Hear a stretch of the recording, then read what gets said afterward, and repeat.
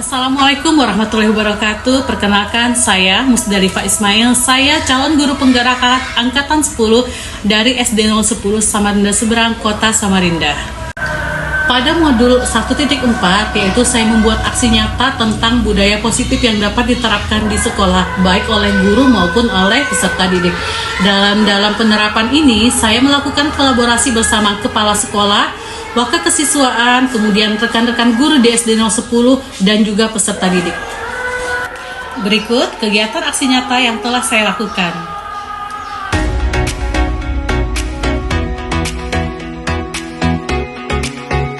Assalamualaikum warahmatullahi wabarakatuh.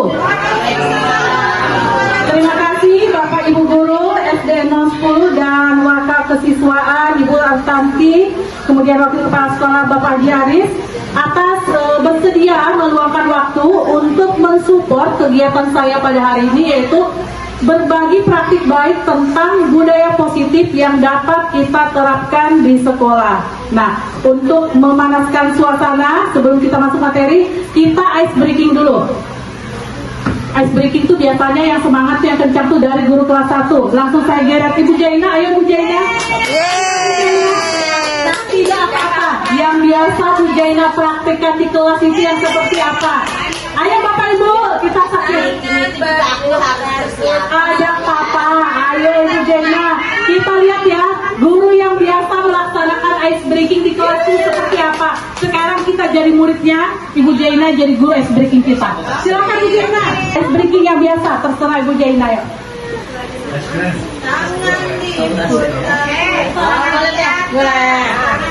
Ya, Bapak Ibu boleh kita berdiri sebentar.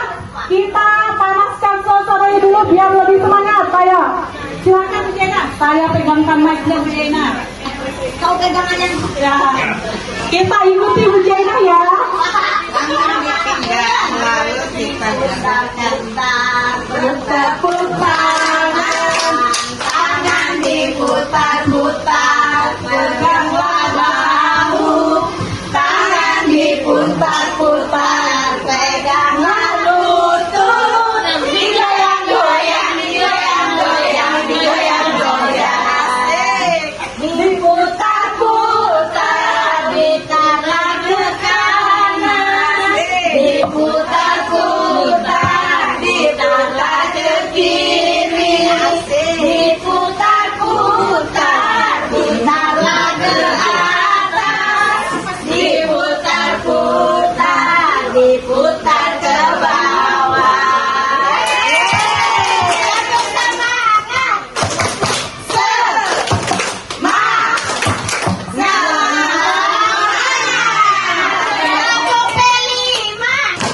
Project penguatan proyek pelajar Pancasila. luar biasa. Terima kasih Ibu-ibu. Guru penggerak angkatan 10 adalah Ibu Wahyuni Awal Sejati. Kemudian pengajar praktik saya ada Ibu Lisa Yurita, guru di SMP Negeri 3. Dan saya sendiri sebagai calon guru penggerak angkatan 10 Kota Samarinda. Adapun yang ingin saya bagi pada hari ini tentang budaya positif yang dapat kita terapkan di sekolah. Ada beberapa yang masuk dalam kategori budaya positif. Yang pertama, ada disiplin positif dan nilai-nilai kebajikan universal, teori motivasi, hukuman dan penghargaan, restitusi. Kemudian yang ketiga ada keyakinan kelas, kebutuhan dasar manusia dan dunia berkualitas, 5 posisi kontrol, serta segitiga restitusi. Untuk kesempatan hari ini kita akan melihat beberapa poin dari poin budaya positif ini ya. Kita ke pertama yaitu ada 5 kebutuhan dasar manusia. Bisa dilihat di depan bahwa sebagai manusia itu memiliki 5 kebutuhan yang mendasar. Pertama ada bertahan hidup, kedua kasih sayang, kebebasan, kesenangan, dan penguasaan. Bertahan hidup ini ada yang bisa memberikan contohnya seperti apa? Kebutuhan tentang bertahan hidup. Ibu Indah? Bisa. Nah. Kebutuhan bertahan hidup tuh banyak ya. Itu adalah fitrahnya manusia. Kita perlu makan, kita perlu makan. kita perlu sandang, pangan, papan, pakaian, semua kebutuhan pokok yang bisa mensupport kehidupan kita untuk bisa berlangsung. Jadi itu dari definisi Ibu Indah ya. Bertahan hidup itu kita perlu sandang, perlu makan, perlu pakaian, dan seperti kebutuhan premier, tersier ya. Kemudian nanti mungkin kan ada kebutuhan yang mewah. Kemudian ada kebutuhan kasih sayang, di mana kita sebagai guru, maka di sini sasaran manusianya itu adalah peserta didik. Peserta didik, apakah perlu mendapatkan kasih sayang dari kita seorang guru? Bagaimana bentuk kasih sayang yang bisa diberikan oleh seorang guru kepada murid? Pengertian, perhatian, pendekatan. Luar biasa ini Bu ya. Ini ibu-ibu yang sudah Belajar mendengar Ibu, belajar mendengar. belajar mendengar. Kemudian kebebasan. Kira-kira wujud kebebasan yang seperti apa? Kebebasan berekspresi, mengeluarkan pendapat, berpendapat, betul sekali Ibu-ibu. Berikan waktu untuk bermain. Memberikan waktu untuk siswa kita bermain. Ketika siswa kita dijejari 2 jam pelajaran tidak ada istirahat, kira-kira seperti apa kondisi otaknya mereka? Ya, jangankan mereka, kita saja mungkin yang non-stop 2 jam memberikan materi terus-menerus, kita juga punya lelah ya, punya batas ini, jenuhnya juga. Kemudian yang keempat ada kesenangan. Nah, kebutuhan akan kesenangan, menyalurkan hobi. Seperti kalau berarti hobi, kalau shopping, belanja, beli tas, beli sandal, itu membuat kita senang tidak ya? Nah, itu salah satunya ya. Bisa terpenuhinya keinginan kita, kemudian membawa rasa senang, itu wujud dari kesenangan. Kemudian penguasaan. Nah, penguasaan ini seperti apa? Mungkin penguasaan teknologi, betul. Pembelajaran. Ya. Kemudian penguasaan terhadap diri sendiri ya. Bagaimana dia bisa mengendalikan dirinya sendiri, baik di dalam kelas maupun di luar kelas. Dan itu juga berlaku baik bagi siswa maupun bagi kita guru. Itu adalah sekilas tentang 5 kebutuhan dasar manusia. Selanjutnya, nilai-nilai kebajikan universal. Jadi kalau universal ini berarti menyeluruh. Kita bisa lihat nilai-nilai kebajikan adalah sifat-sifat positif manusia yang merupakan tujuan mulia yang ingin dicapai oleh setiap individu. Apakah kita sepakat seperti itu? Nilai kebajikan nilai yang memiliki tujuan mulia yang ingin dimiliki oleh setiap individu. Oke. Kemudian nilai yang disepakati bersama. Nilai yang disepakati bersama itu bisa berdasarkan lintas bahasa, suku bangsa, agama maupun latar belakang. Jadi setiap perbedaan itu tidak serta-merta menjadi halangan, tetapi justru keberagaman itu bisa dimanfaatkan untuk menyatukan persepsi kita. Kemudian untuk kita sendiri di kurikulum Merdeka, nilai-nilai universal itu tertuang dalam profil pelajar Pancasila. Yang pertama ada beriman, bertakwa kepada Tuhan Yang Maha Esa dan berakhlak mulia. Kemudian mandiri, bernalar kritis, berkebinekaan global, gotong royong dan kreatif. Itulah yang sudah kita terapkan setahap demi tahap kepada siswa kita masing-masing. Kemudian di sini ada budaya positif tentang hukuman, penghargaan, dan restitusi. Nah, kira-kira hukuman itu akan terjadi ketika apa? Anak tidak disiplin bisa memicu hukuman. Ketika sudah ada hukuman, maka ada yang namanya sanksi atau konsekuensi. Ketika sudah ada terjadi pelanggaran hukuman, dia akan mendapatkan sanksi sebagai bentuk konsekuensinya. Kemudian agar hal itu tidak terulang lagi, ada langkah restitusi untuk membangun keyakinan bersama anak agar pelanggaran yang mereka lakukan itu tidak terulang lagi. Bukan begitu Bu Ida ya? Nah, Ibu Ida sebagai yang senior saya di pendidikan guru penggerak sudah mendapatkan materi ini terlebih dahulu. Jadi setiap tindakan siswa itu nanti kita tidak bisa langsung, oh kamu salah, kamu yang benar. Tetapi ada langkah-langkah yang akan kita lakukan untuk menjembatani perilaku siswa tersebut. Jadi kita tidak bisa langsung memberikan judge bersalah atau membenarkan salah satu pihak tanpa melakukan tindakan restitusi ini. Itu dilakukan untuk meminimalisir perilaku tersebut kembali terulang atau terjadi lagi. Sisi kontrol guru, ini adalah posisi yang baik kita sadari atau tidak, sebenarnya 5 posisi ini sudah pernah semua kita terapkan. Entah kita tahu itu kita terapkan atau memang kita rencanakan, tetapi semua sudah kita lakukan dalam keseharian kita dalam menghadapi murid.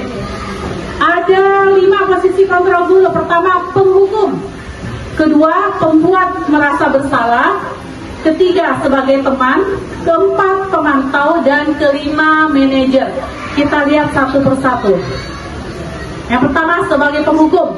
Seorang penghukum bisa menggunakan hukuman fisik maupun verbal. Sekarang, berdasarkan pengalaman Ibu, siapa yang pernah, entah sadar atau tidak, berposisi sebagai penghukum bagi siswa? Oh, Bu Yunani, seperti apa bentuknya Bu Yun? Menghukum secara fisik ya. Kalau fisik maupun verbal ya. Kalau fisik sih enggak. Cuma kalau menghukumnya itu, misalnya dia disuruh nyapu, suruh ngambil sampah, seperti itu aja. Tapi kalau untuk mencubit, memukul tidak. Tidak. Ya. Berarti bentuk hukuman yang pernah diterapkan oleh Bu Yunani adalah dengan memberikan tugas lain ke senior. Imbasnya kira-kira itu apa Bu Yun? Kan tadi Bu Yani bentuknya disuruh menyapu, kemudian membersihkan sampah. Apa kira-kira imbas positifnya dari bentuk hukuman yang benar diberikan? Jadi setelah saya menghukum itu, dia tidak 100% baik, tetapi ada perubahan sedikit lah dari tingkah lakunya yang kemarin.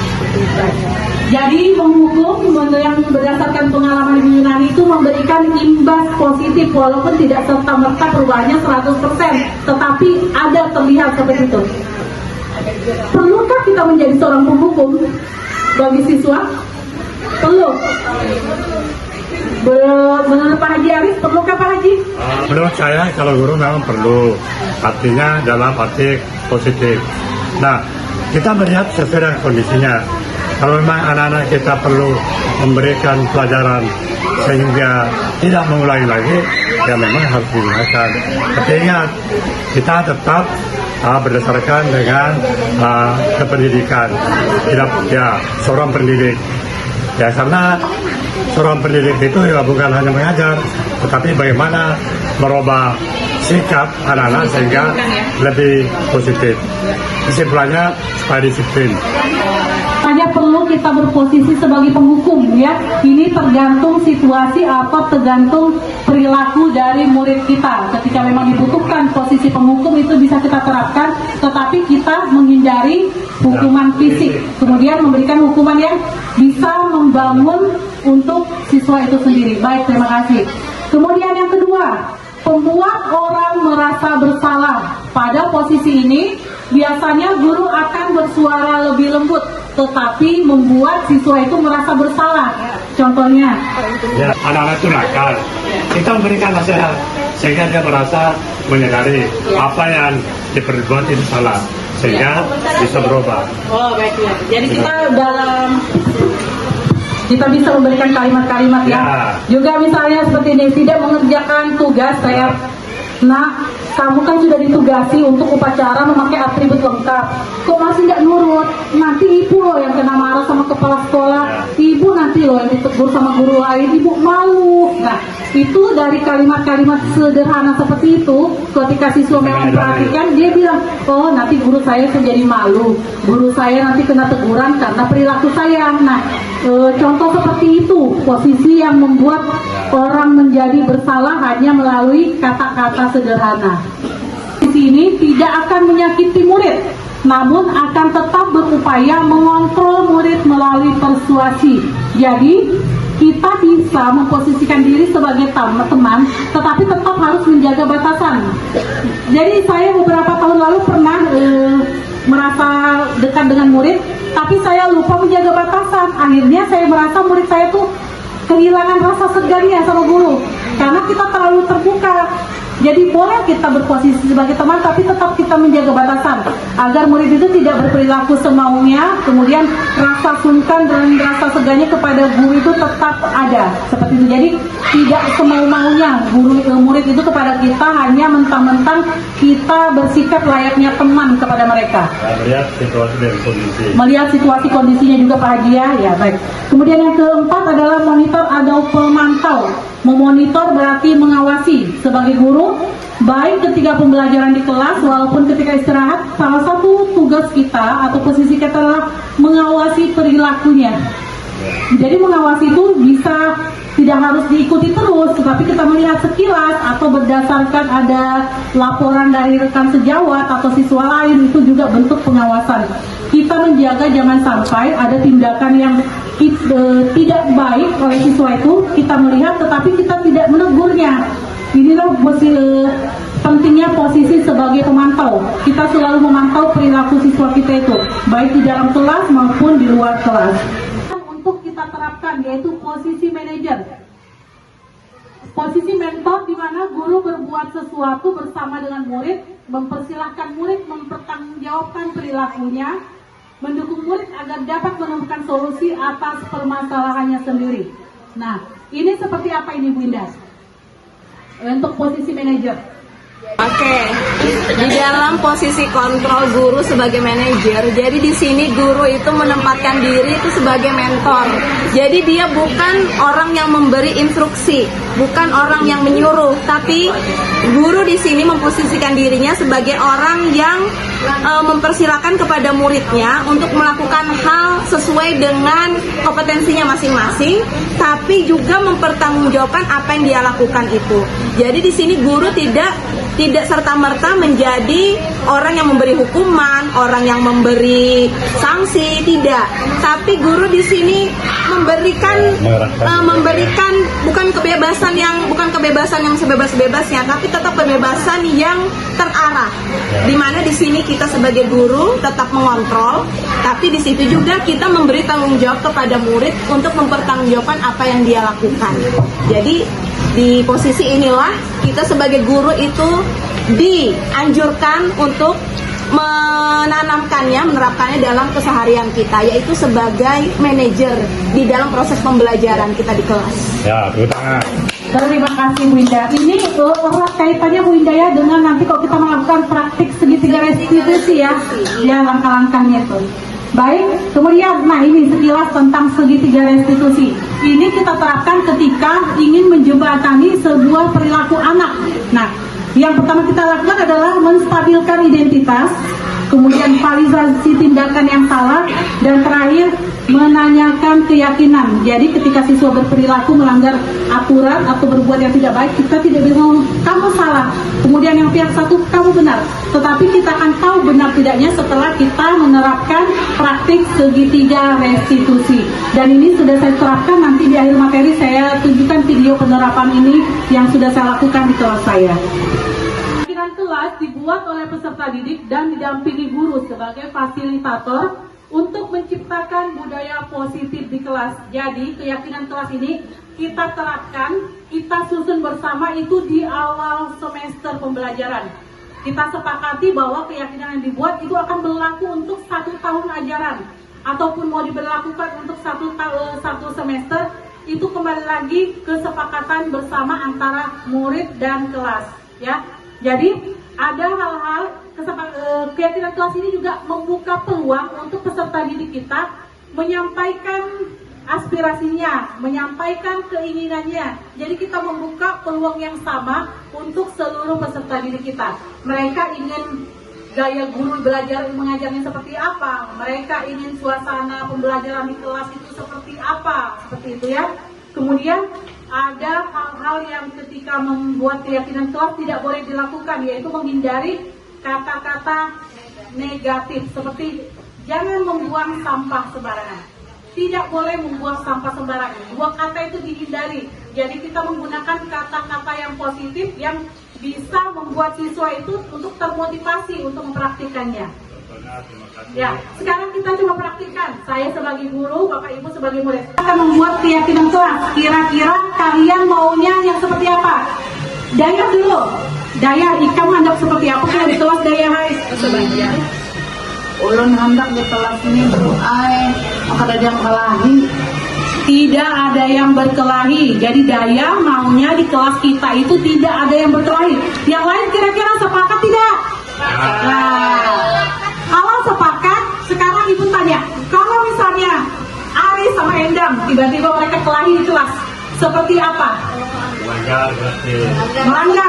Melanggar kesepakatan. Selanjutnya ketika ada teman kalian, teman kita di kelas yang melanggar, kita harus seperti apa? Kenakan sanksi, kata Yuyun. Betul Yun. Nah, kenakan sanksi. Sekarang kalian, anak-anak ibu, kalian maunya sanksinya seperti apa? Misalnya ada yang kelahi, sanksi yang seperti apa yang bisa kita terapkan?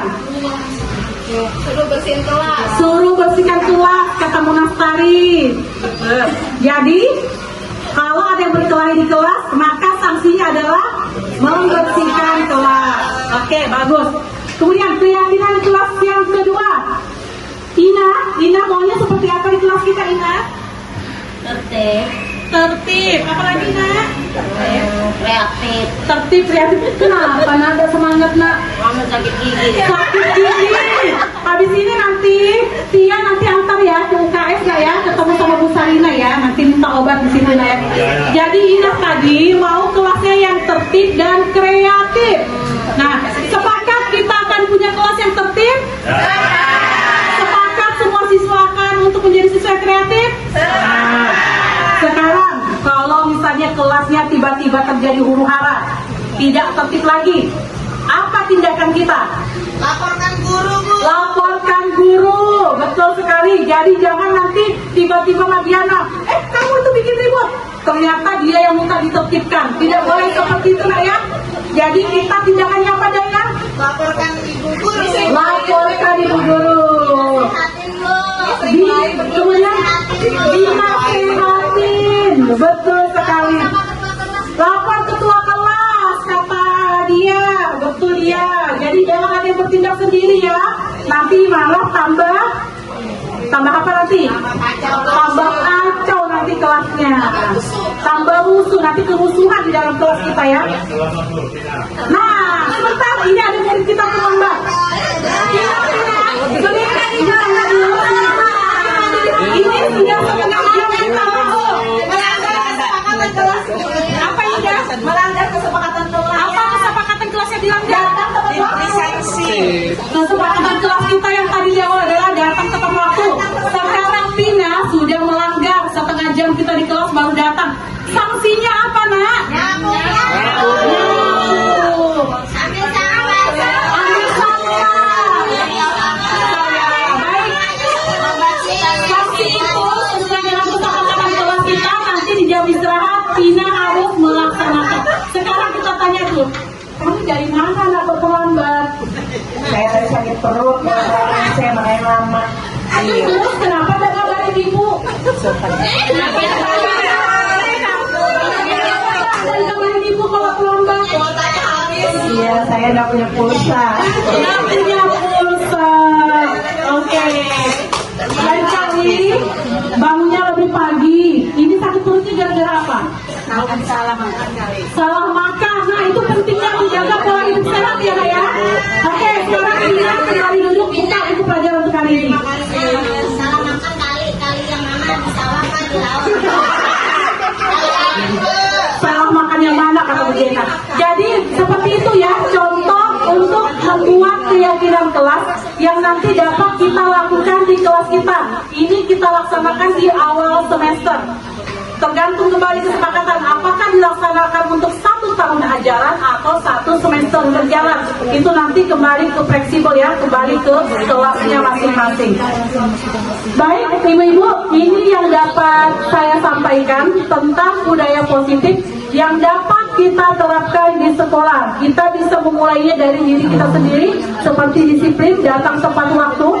Jangan menuntut siswa untuk datang tepat waktu ketika kita sendiri jam 8 baru ada datang masuk ke gerbang sekolah. Seperti itu ya. Terima kasih atas kehadiran Bapak Ibu dan supportnya, partisipasinya. Saya akhiri. Wassalamualaikum warahmatullahi wabarakatuh.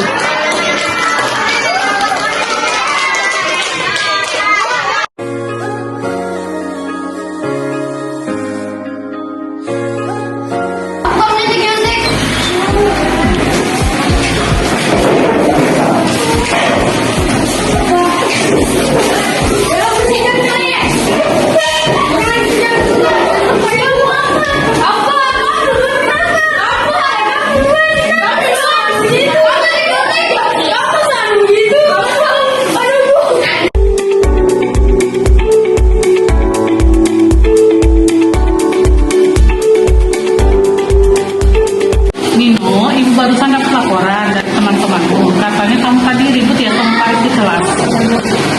Kok bisa? Soalnya saya tidak terima Bu Faisnya TPS sama saya. Oh gitu. Iya sih, ibu juga pernah mengalami waktu sekolah teman ibu nyontek dan ibu marah juga. Terus kamu lakukan apa sama Faiz karena kamu nggak terima itu? Saya marah Bu sama Faiz, saya lempar bukunya Bu. Sengaja saya Bu, soalnya dia bikin emosi. Pasti ada alasannya kan kamu sampai marah, emosi dan lempar buku itu. Alasanmu apa nak? Saya tidak terima dia menyontek saya, sudah belajar betul-betul tapi dia nyontek. Ibu maklum sih kalau kamu marah karena kamu sudah berusaha untuk mengerjakan tugas, tahu-tahu Tuhan terima beresnya aja. Sekarang ibu tanya, perbuatan kamu tadi marah-marah bahkan sampai melempar punya teman kamu itu kira-kira melanggar keyakinan kelas kita tidak? Keyakinan yang mana ya yang dilanggar kalau menurutmu? Saling menghormati antar teman dan menjaga tertib kelas. Nah, kalau gitu, keyakinan apa yang kamu lakukan saat marah? Agar itu tidak terulang lagi, kamu harus melakukan keyakinan apa? Belajar lebih sabar dan tidak membuat keributan di kelas. Betul sekali. Bersedia nggak kamu untuk tidak mengulangi lagi tadi? Jadi ya Bu. Nah, supaya itu kira-kira, supaya tidak terjadi lagi akan datang, tidak marah lagi, apalagi sampai melempar barang teman, kamu harus apa? Belajar menahan emosi, tidak berbuat kasar dan bersabar Bu. Belajar menahan emosi, tidak berbuat kasar, terus apa lagi? Dan bersabar. Baik. Nanti ini ya, ini yang kamu lakukan menurut ibu sudah baik karena kamu tidak sampai main fisik sama teman kamu. Lain kali kalau ada seperti itu kira-kira daripada melari dengan teman yang usil, kamu ngapain? Saya juga akan melapor sama Ibu kalau terulang lagi. Baik, itu yang lebih baik ya. Jadi hindari pertengkar teman-teman. Jangan terulang lagi ya. Tetap semangat belajarnya. Oke, sekarang boleh istirahat ya. Nanti Bu. Ya.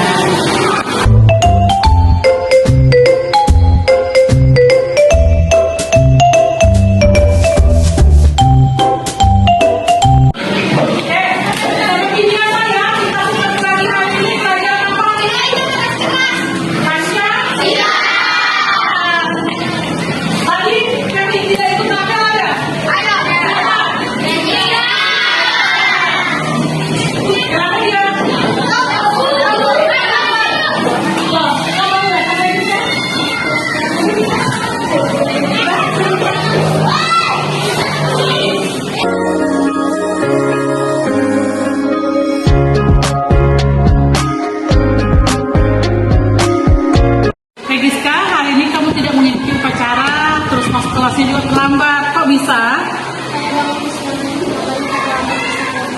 Oh, pantas saja tidak ikut upacara, masuk kelas terlambat. Itu pasti. Tapi ibu lebih senang sih, lebih bangga ibu karena kamu masih berusaha datang ke sekolah. Lain kali jangan diulang ya. Nah, sekarang ibu tanya, kok bisa datang ke sekolah terlambat? Apa sebabnya?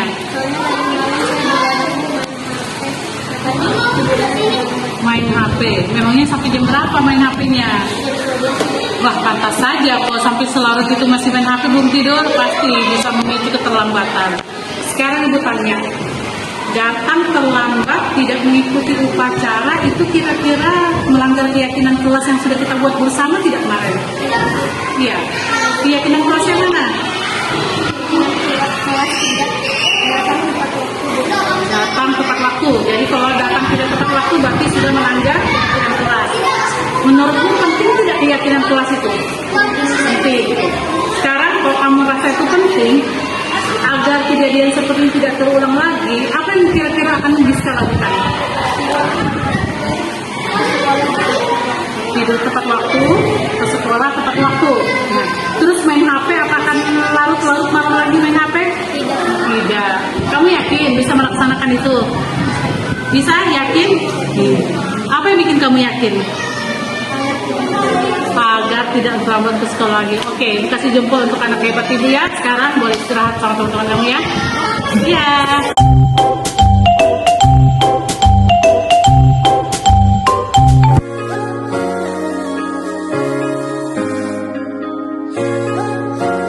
Jadwal kita kemarin kita akan membuat keyakinan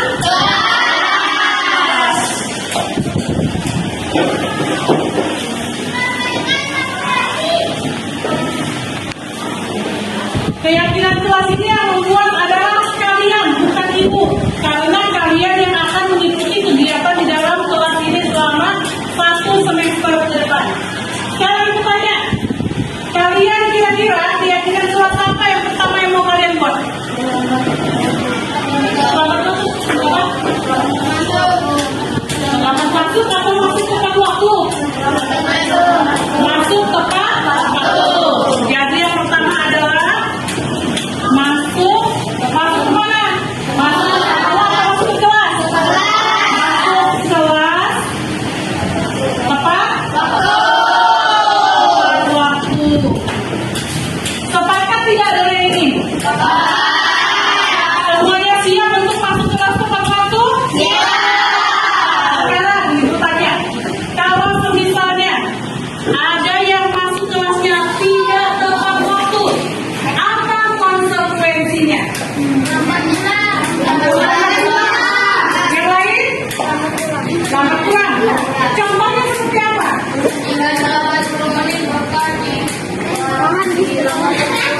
Jika terlambat masuk selama 10 menit, maka pulangnya akan terlebih lambat 10 menit dari temannya.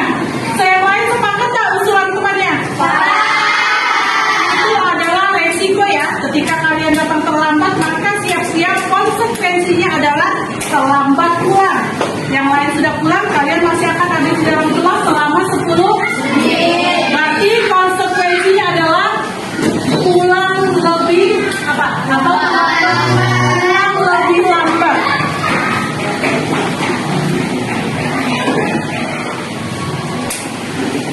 Oke, pintar semuanya ya. Sekarang, adakah masih keyakinan yang kelas yang perlu kita buat? Apa? Apa? Menjaga kebersihan kelas. Yang lain sepakat tak? Kita harus selalu menjaga kebersihan. Sepakat? Menjaga kebersihan kelas saja atau kebersihan sekolah? Kebersihan sekolah. Kembali lagi, ketika kita membuat keyakinan, kesepakatan harus ada konsekuensi. Jika ada di antara kalian yang tidak menjaga kebersihan kelas, apa konsekuensinya? Saya bilang pikir sendirian, yang cewek-cewek maunya seperti apa? Membersihkan kelas sendiri. Yang lain belakang bagaimana? Teman yang di kiri dan kanan mengusulkan kalau ada yang tidak menjaga kebersihan maka akan piket sendirian. Yang di belakang setuju tidak? Siap? Kalau misalnya Anda tidak menjaga kebersihan akan piket sendirian dalam kelas, siap? Siap? Ada yang mau piket sendirian? Berarti kalau tidak mau piket sendirian maka harus selalu menjaga maka akan piket sendirian. Seperti itu. Masih ada nggak yang mau kita buat? Masih. Berarti yang ketiga, apa yang ketiga nak? Apa? Menjaga ketentraman kelas. Apa lagi? Menjaga persatuan. Yang lain? Menghormati sesama teman. Menghormati sesama teman. Sekarang harus kembali lagi konsekuensinya. Kalau ada yang tidak menghormati teman, seperti apa konsekuensinya? Dia tidak punya teman. Kita catat. Tidak punya teman. Ada yang tidak mau punya teman di kelas ini? Berarti kalau tidak menghormati teman, punya resiko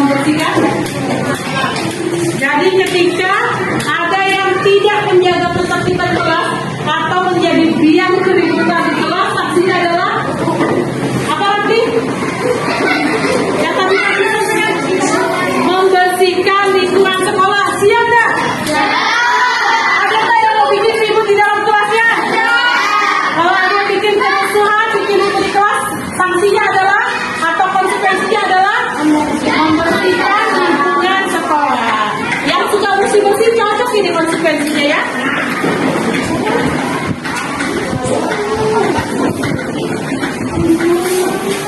Membersihkan lingkungan kelas atau sekolah?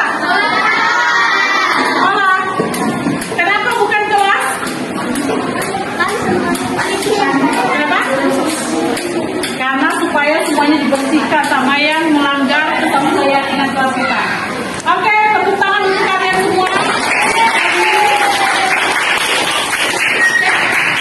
Sekali lagi ditekankan keyakinan kelas ini dibuat oleh kalian sendiri ya.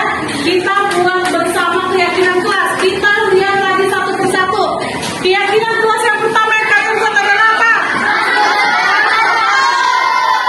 Jika tidak menaati ini, maka konsekuensinya adalah lebih.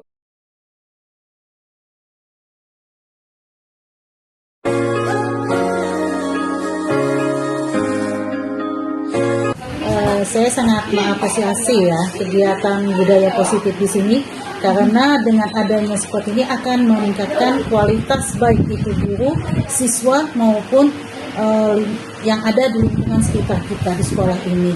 Mudah-mudahan akan datang ini bisa kita terapkan lebih meningkat lagi dari sekarang. Mungkin itu saja yang saya harapkan dengan budaya positif ini baik guru maupun siswa maupun yang ada di lingkungan sekolah itu menerapkannya budaya positif ini untuk meningkatkan kualitas yang ada di sekolah SDN 10 Samarenda Seberang. Terima kasih. Assalamualaikum warahmatullahi wabarakatuh. Perkenalkan saya Indah Munasari Ningsi. Saya adalah rekan sejawat dari salah satu CGP yang bernama Ibu Musdalifah Ismail. Dan di sini saya akan memberikan refleksi atas kegiatan aksi nyata yang telah beliau laksanakan di sekolah kami. Dari kegiatan aksi nyata tersebut sangat memberi manfaat yang baik bagi kami sebagai guru-guru untuk memperkenalkan budaya positif kepada lingkungan sekolah. Di mana budaya positif ini tentu saja akan membawa dampak yang baik tentunya untuk perkembangan sekolah itu sendiri, bahkan untuk penanaman karakter bagi murid-murid kami. Dan tidak hanya untuk murid saja, bagi guru pun harus banyak memahami dan menguasai apa saja yang termasuk di dalam budaya positif. Di antaranya bagaimana kita sebagai guru untuk menempatkan diri sebagai posisi kontrol yang terbaik, yaitu sebagai control manager. Kemudian bagaimana kita posisi sebagai guru untuk bisa menerapkan segitiga restitusi di dalam menggali dan memberikan hal-hal yang baik kepada siswa kita untuk mengatasi masalahnya masing-masing. Dengan harapan di sini, bagaimana budaya positif ini akan membawa dampak yang baik bagi sekolah kita. Untuk itu pula diharapkan bagaimana sebagai guru untuk bisa menerapkan dan menanamkannya untuk lebih berkembang lagi dan lebih bisa ditanamkan bagi karakter peserta didik kita di sekolah. Sekian refleksi yang bisa saya berikan pada saat ini. Saya akhiri, wabillahi taufiq wal hidayah. Wassalamualaikum warahmatullahi wabarakatuh.